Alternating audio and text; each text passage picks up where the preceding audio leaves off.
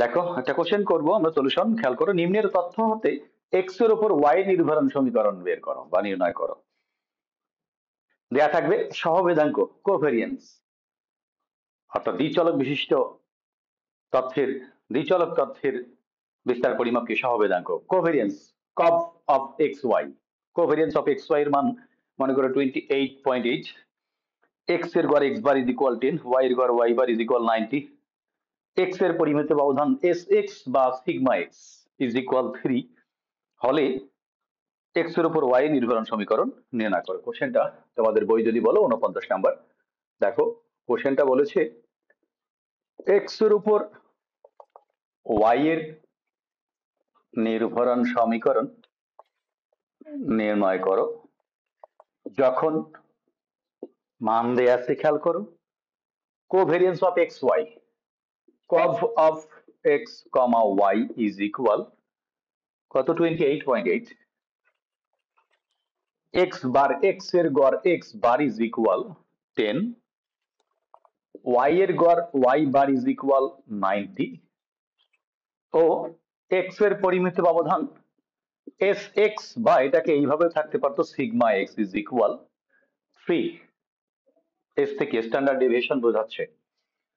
এই তথ্যগুলো দেয়া আছে, এক্স এর উপর ওয়াই নির্ভরণ সমীকরণ বের করতে বলেছে।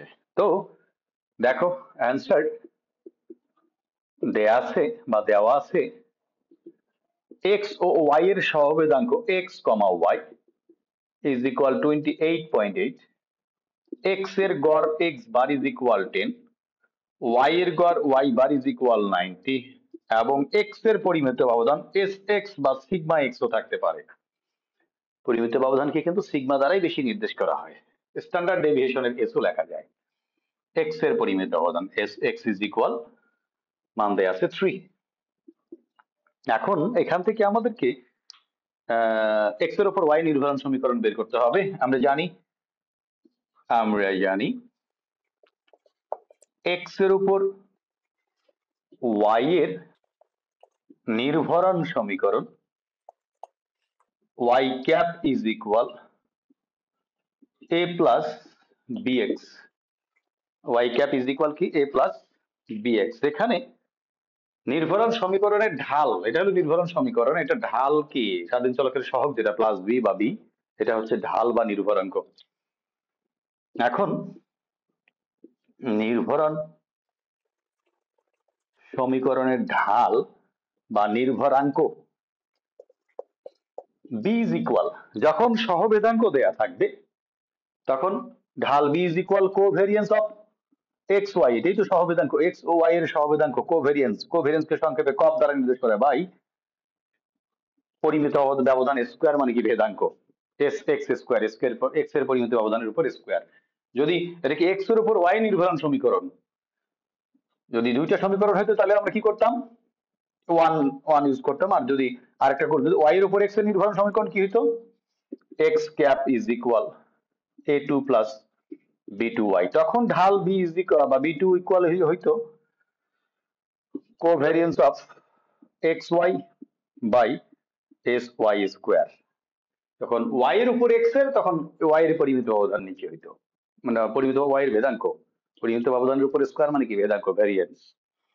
যাই হোক, এটা একটা বের করতে বলেছে, তো আমরা এখানে ওয়ান ওয়ান লিখবো না, যখন একটা বের করতে বলবো তখন সরাসরি এ প্লাস বি এক্স লিখবো। যদি একাধিক বলে তাহলে এ ওয়ান বি ওয়ান, এখানে এ টু বি টু ইউজ করবো। মান বসাও, ক্যালকুলেশন করো। কোভেরিয়েন্স অফ এক্স ওয়াই এর মান কত রে বাবা, 28.8 বাই এস এক্স এর মান কত 3, এক্স এর পরিমিত ব্যবধান 3 তার উপর স্কোয়ার মানে কি 9।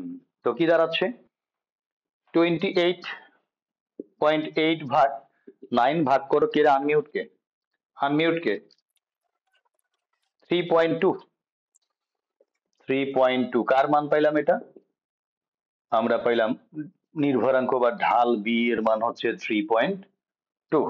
এর পরের অংশ আসো, এবং